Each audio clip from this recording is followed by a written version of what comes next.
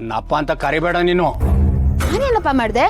ಅಯ್ಯೋ ಹಂಗಲ್ಲವ, ನೀನು ಮಾಡಿದ ಕೆಲಸದಿಂದಾನೇ ನನ್ನ ಅಪ್ಪ ಅಂತ ಕರಿಬೇಡ ಅಂತ ಹೇಳ್ತಾ ಇರೋದು.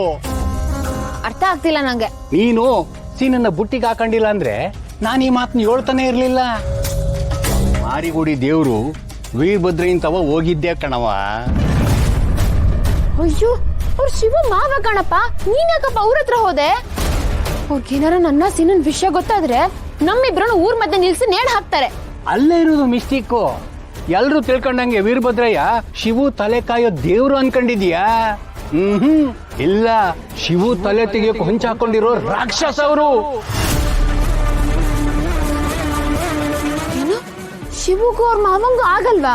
ಶಿವುಗೆ ಅವ್ರ ಮಾವ ಅಂದ್ರೆ ದ್ಯಾವ್ರು, ಆದ್ರೆ ಮಾವ ಹಿಂಗೆ ಶಿವು ಕಸ, ಕಾಲ್ ಕಸ. ಅವನ್ ಜೀವನನ ನರಕ ಮಾಡಕ್ಕೆ ಅವನ್ ತಂಗಿ ಜೀವನನ ಒಡಿಯಕೊಂಡವ್ರೆ. ನಮ್ ಪುಣ್ಯ ನನ್ನ ನೋಡಿದ್ರು.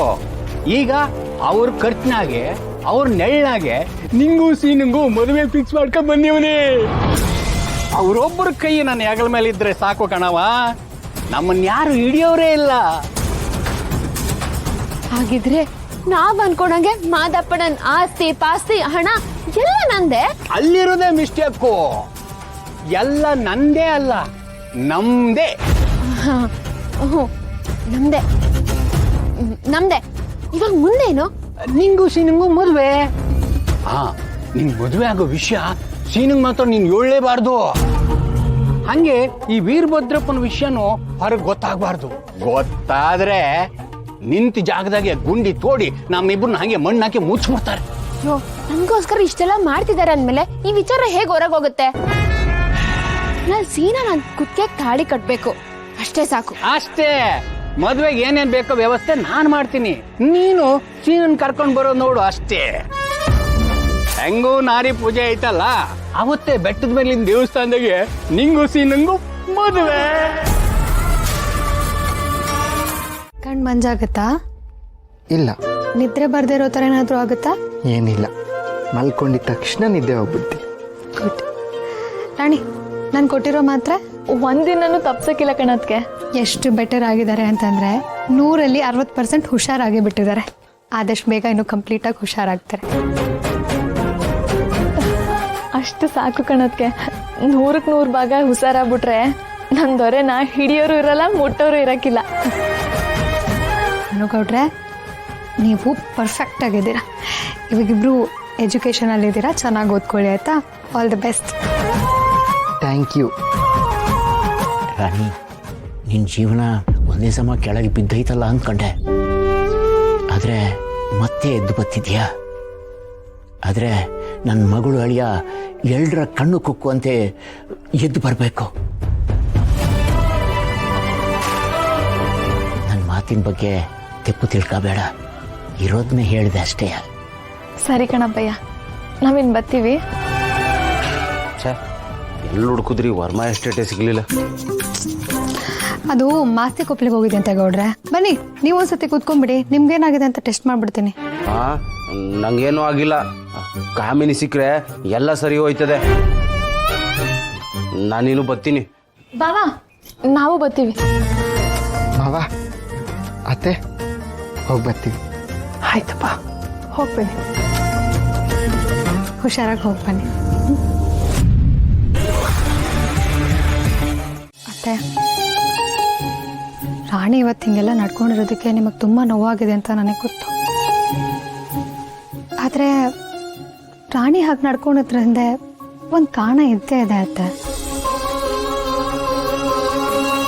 ಈ ತಾಯಿ ಮೇಲೆ ಕೋಪ ಮಾಡ್ಕೊಳಕ್ಕೆ ಇನ್ನೇನವ ಕಾರಣ ಇರ್ತದೆ. ಅದೇ ಕಾರಣ ತಾನೆ ಅತ್ತೆ. ಅದು ನಿಮಗೂ ಗೊತ್ತಿರೋದೆ. ರಾಣಿ ಅವಳ ಅಣ್ಣನ ಅವಳು ತುಂಬ ಹಚ್ಕೊಂಡಿದ್ದವಳು. ಈ ಮನೆಯಲ್ಲಿ ತಾಯಿನೇ ಇಲ್ಲ ಅಂದಾಗ ಅವಳು ಈ ಮನೆಗೋಸ್ಕರ, ಮನೆಯವ್ರಿಗೋಸ್ಕರ ಅವಳು ಓದೋದನ್ನೇ ಬಿಟ್ಟು ಮನೆ ನೋಡ್ಕೊಳ್ಳೋದಕ್ಕೆ ಮುಂದೆ ನಿಂತಳು. ಇವತ್ತಿಗೂ ಈ ಮನೇಲಿ ಎಲ್ಲೆಲ್ಲಿ ಏನೇನಿದೆ ಅಂತ ನನಗೆ ತಿಳ್ಕೊಳ್ಳೋದಕ್ಕೆ ಎಷ್ಟು ಕಷ್ಟ ಆಗುತ್ತೆ. ಅಂಥದ್ರಲ್ಲಿ ರಾಣಿ ಕನ್ಸಲ್ಲಿ ಕೇಳಿದ್ರು ಈ ಮನೆ ಮೂಲೆಯಲ್ಲಿ ಎಲ್ಲೆಲ್ಲಿ ಏನೇನಿದೆ ಅಂತ ಅವಳು ಹೇಳ್ತಾಳೆ. ಅವಳಿಗಷ್ಟು ಮುಖ್ಯ ಈ ಮನೆ ಅಂದರೆ, ಈ ಸಂಸಾರ ಅಂದರೆ. ಅವಳು ಚಿಕ್ಕ ವಯಸ್ಸಿಂದನೂ ನಿಮ್ಮ ಮಗ ಕಷ್ಟಪಟ್ಟಿರೋದನ್ನ ನೋಡಿದ್ದಾಳೆ. ಅದಕ್ಕೆಲ್ಲದಕ್ಕೂ ಕಾರಣ ನೀವೇ ಅಂತ ಅವಳು ಅಂದ್ಕೊಂಡಿದ್ದಾಳತ್ತೆ. ಆ ನಂಬಿಕೆಯಿಂದಾನೆ ಅವಳು ಇವತ್ತು ಆ ಥರ ಎಲ್ಲ ಮಾತಾಡೋ ಹಾಗಾಗಿತ್ತು. ನೀವು ನೊಂದ್ಕೊಂಬೇಡಿ ಪ್ಲೀಸ್. ಬೇರೆ ಹೆಣ್ಮಕ್ಳು ಅವರಲ್ಲವ, ಅವರೆಲ್ಲ ಹಿಂಗಾಡ್ತಾರ? ನಾವಯ್ಯ, ರತ್ನ ಓದಿರೋಳು, ಅವಳು ಕೋಪದಲ್ಲಿ ಹಿಂಗೆಲ್ಲ ರಿಯಾಕ್ಟ್ ಮಾಡಲ್ಲ. ರಶ್ಮಿಗೆ ಅತ್ತೆ ಬಗ್ಗೆ ಸಂಪೂರ್ಣವಾಗಿ ಗೊತ್ತಿದೆ. ಅವಳಂತೂ ಹಿಂಗೆಲ್ಲ ಆಡೋದಕ್ಕೆ ಸಾಧ್ಯನೇ ಇಲ್ಲ. ಇನ್ನು ನಮ್ಮ ರಮ್ಯಂಗೋ ಅವಳಿಗೆ ಸರಿ ಯಾವುದು ತಪ್ಪು ಯಾವುದು ಅಂತ ಇನ್ನೂ ಗೊತ್ತಾಗ್ತಿಲ್ಲ. ಇನ್ನೂ ಕನ್ಫ್ಯೂಷನಲ್ಲೇ ಇದ್ದಾಳೆ. ಆದರೆ ನಮ್ಮ ರಾಣಿ ಹಾಗಲ್ಲ. ಅವಳು ಕೋಪ ಬಂದಾಗ ಕೋಪ ತೋರಿಸ್ಕೊತಾಳೆ, ಪ್ರೀತಿ ಬಂದಾಗ ಪ್ರಾಣನೇ ಕೊಡ್ತಾಳೆ. ಅದಕ್ಕೆ ಅವಳು ಸ್ವಲ್ಪ ಕಷ್ಟ. ನನ್ನ ಗಂಡನ ಹೆಂಗಾದ್ರೂ ಸಂಭಾಳಿಸ್ಬಿಡ್ಬೋದತ್ತೆ. ಅವ್ರಿಗೇನಾದ್ರೂ ಒಂದು ಹೇಳ್ಬಿಡ್ಬೋದು, ಕೇಳ್ಬಿಡ್ತಾರೆ. ಆದರೆ ರಾಣಿನ ಸಂಭಾಳಿಸೋದೇ ಸ್ವಲ್ಪ ಕಷ್ಟ. ಇರ್ಲಿ ಬಿಡವ, ನನ್ನ ಮಕ್ಕಳು ನನ್ನ ಪ್ರೀತಿಸಿ ನನ್ನ ಹತ್ರ ಬರ್ತಾರೆ ಅನ್ನೋ ಮಾತು ಕನಸಾಗೆ ಉಳ್ಕೊಳ್ಳಿ. ಆದರೆ ಈಗ ನಾನು ಅವ್ರನ್ನೆಲ್ಲ ಹತ್ರದಿಂದ ನೋಡ್ತೀವಿ, ಮಾತಾಡಿಸ್ತೀನಿ. ಇದಕ್ಕಿನ್ನ ಇನ್ನೇನವ ಬೇಕು ನನಗೆ? ಇಲ್ಲ ಅತ್ತೆ, ನಂಬಿಕೆ ಕಳ್ಕೊಬೇಡಿ ಪ್ಲೀಸ್. ನೋಡಿ ಅತ್ತೆ, ನಾನು ನಿಮ್ಮ ಸೊಸೆಯಾಗಿ ನಾನು ಹೇಳ್ತಿದ್ದೀನಿ, ನನ್ನ ಮಾತು ನೀವು ನಂಬಲೇಬೇಕು. ಆದಷ್ಟು ಬೇಗ ನಿಮ್ಮ ಮಕ್ಕಳು ನಿಮ್ಮನ್ನ ಅಮ್ಮ ಅಂತ ಒಪ್ಕೊಂಡು ಅಪ್ಕೊಂಡು ನಿಮ್ಮ ಮಡ್ಲಲ್ಲಿ ಮಲ್ಕೋತಾರೆ. ಅದೆಲ್ಲ ನಿಮಗೆ ಸಿಕ್ಕೇ ಸಿಗುತ್ತೆ, ಅನುಭವಿಸ್ತೀರಾ. ಇದೇ ನನ್ನ ಮಾತು ಕೊಡ್ತಾರೆ. ನಿನ್ನ ಮಾತು ಆದಷ್ಟು ಬೇಗ ತಿಟ್ಟಾಗ್ಲವ. ಏನಾಯ್ತವ?